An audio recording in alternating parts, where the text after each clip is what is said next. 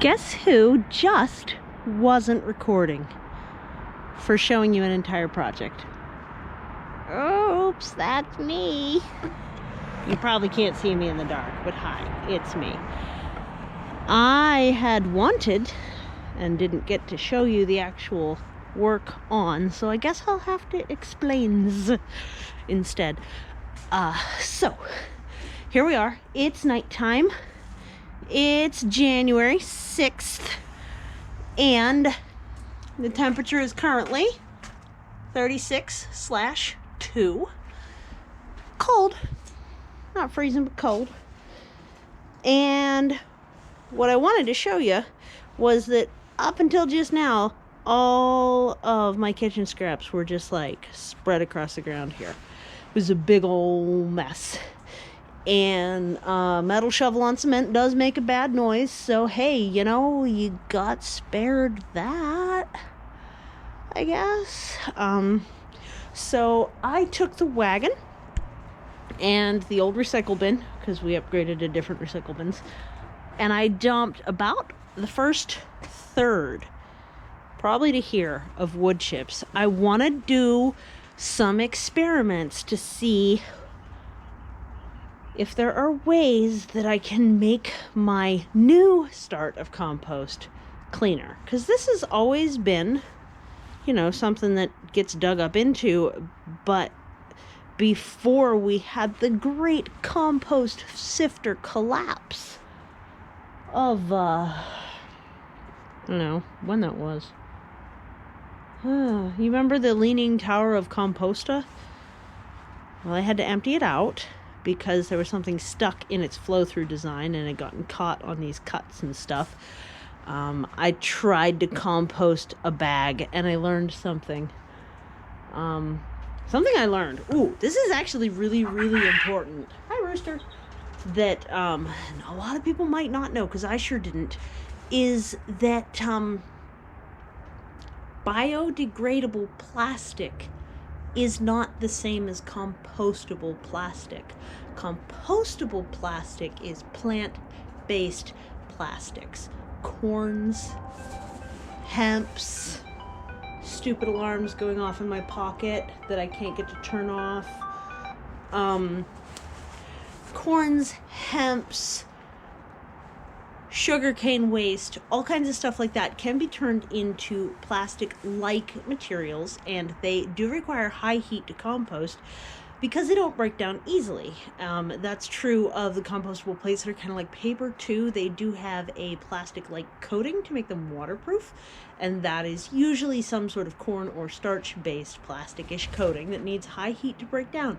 Not the same thing as biodegradable plastic, which will have the recycle symbol and the number 7, and this is new knowledge to me. That is petroleum-based plastic, often post-consumer, but biodegradable means breaks down into smaller pieces. So that means biodegradable plastic becomes microplastic in a decomposition setting. Ew. Put that stuff in your film plastic recycling. Ooh, all right. So in my area and many, many areas of the U.S., this is another thing that a lot of people don't know, and I know plenty of Pittsburghers that don't know this, so listen up. Film plastic is not single-stream recycling compatible. It is really hard to get products that we require if we're not producing everything on site. It's really hard not to avoid film plastics and packaging and stuff, because everything comes in plastic these days. And it sucks. I don't like that. But if you want to avoid just clogging up a machine and stopping production if they are successfully by chance actually recycling in your region and running machines like that, film plastic is not compatible to container plastic recycle streams. The places that you can take in our area, if you're in Pittsburgh, The places you can take film plastic recycling are actually those bins in front of your grocery store. So around here it's Shop and Save and Giant Eagle.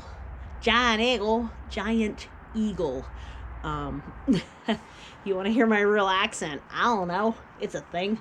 Giant Eagle. Cheat yet? No, do you?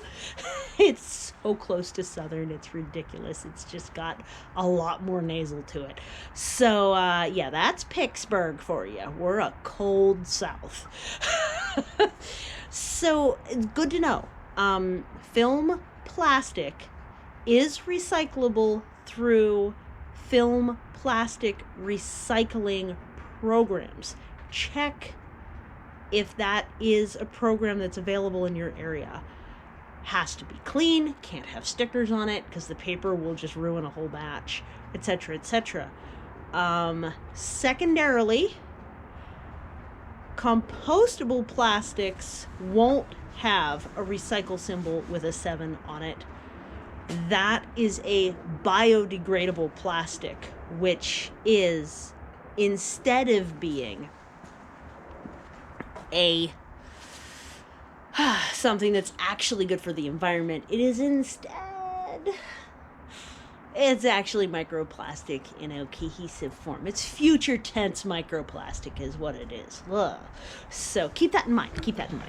So over here we do have compostable food containers looking like a hot mess, and you know I'm working on this. So I did, in addition to trying to stop the critters from trying to pull everything out underneath, from my newly reset up compost flow through. I've had this for years, but I put that biodegradable plastic bag in, it got stuck, the thing became the leaning tower of Composta and fell over. So that's actually what knocked it over, was a non-compostable biodegradable plastic. They're different things.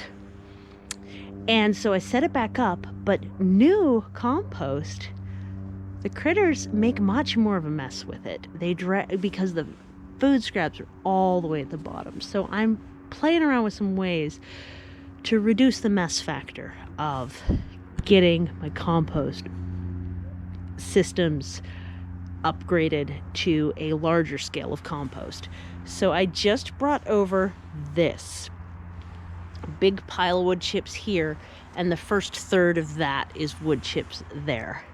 To be honest, that tangent about biodegradable plastics has me forgetting what I already covered at the beginning, whether I've said things or not. Debating at this exact moment, do I start repeating myself? Or do I just call this a video? We'll see what I did say at the beginning. Because I had to do this video twice, I'm really not sure. Alas. Why don't we finish this up with, I think it'd be a good time to figure out who's Roosty-Roo. Did you know roosters are less virile after their first 6 months? They're super young little goobers. And they already is not so into it. But I think I want to see if I can put Roosty-Roo,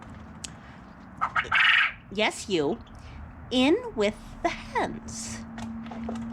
Because in 2 weeks, I can start again.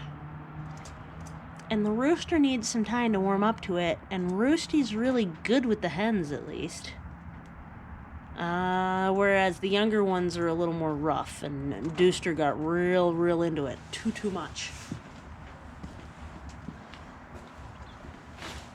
Alright, you with the orange band on your foot. Yes, you, this one, you, come here. Yes, hey, come here. Gotcha.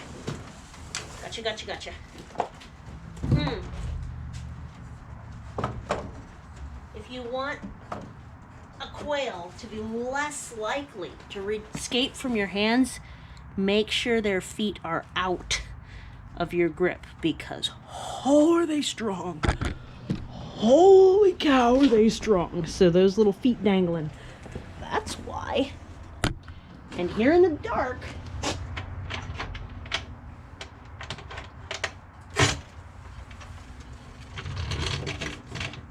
get some eggs. I'm gonna introduce Roosty. Yeah. Are you afraid of your hens? Honestly, honey, that's ideal.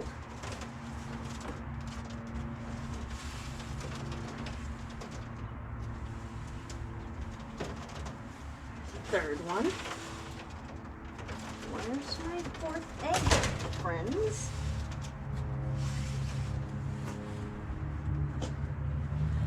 Why did you lay your egg in the water dish? You nerd? Yeah, one of these was in the water dish. I'm also gonna pour out some water for them so they aren't feeling like they have to compete for that. Hey, Roosty. What you think, friend? Henny Penny's already trying to get out. She don't like being with roosters.